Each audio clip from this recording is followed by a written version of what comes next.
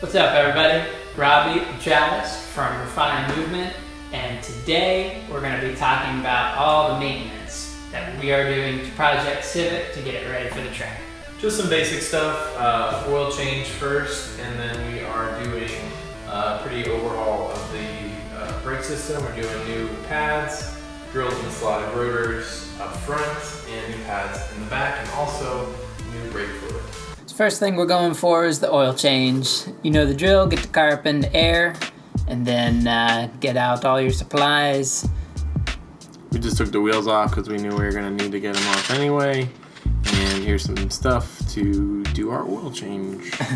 A Travis engine has about 200,000 miles on it. Stock D series that came with the car. D16 Y7 for all those internet Honda nerds out there. So he's been changing the oil on it for 10 years now, and he's been putting in the good, full synthetic, doing it at the regular intervals, taking as best care of it as Honda recommends.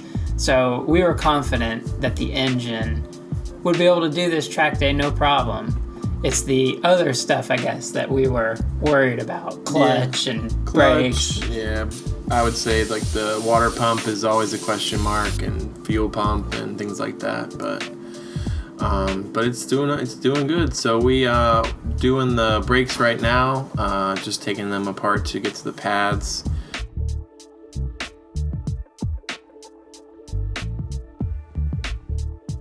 Really just disassembling the caliper because that's all coming off. We're not just changing the pads. So we gotta take the brake line off here, and now we're disassembling the caliper to remove it completely.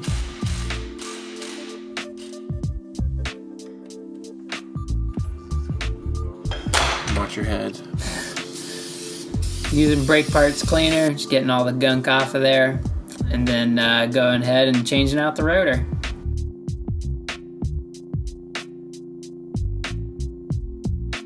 I've used the Password JDM slotted and drilled rotors for a few years, so I'm just replacing it as you can't, what's that called? You can't cut them and reshape them. Right.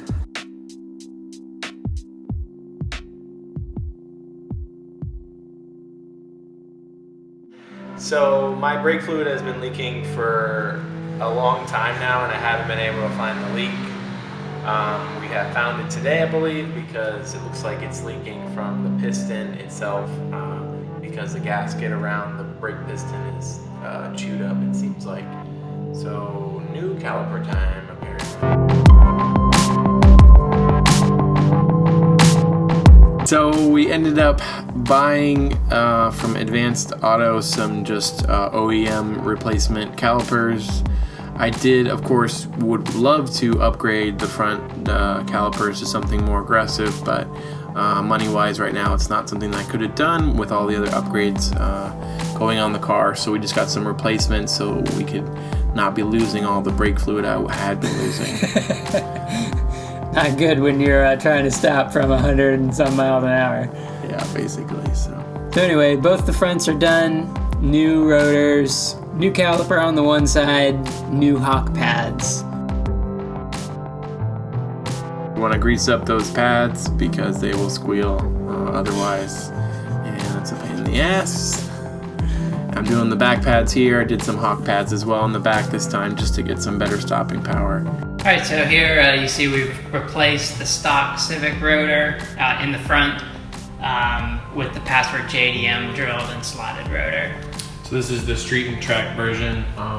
We also have Hawk street and track pads, so they're a little bit more aggressive than the standard street pad. And then we have the steel braided brake lines to just give a better pedal feel and more aggressive stopping power. Right. The idea behind the steel line is that it doesn't expand as much as a stock rubber line. And Travis had them rubber lines on there for 200,000 miles now, so even if it's not totally doing that, the steel one is definitely an upgrade. The feel is definitely better, so I like it a lot. It is worth mentioning here that those rear disc brakes came off of an Acura Integra, right? Yes, I believe they're off an Integra, so I switched those out probably a few years ago now, so I really like having them on.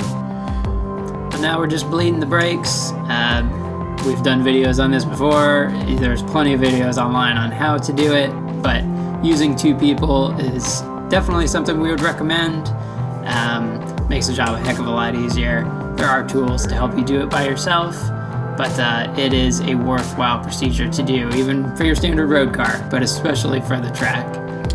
Here we are just draining and filling the clutch fluid. It's a really simple process. You just open this little needle down here like I'm doing, and the fluid just kind of flows out, and you refill it and you're good to go.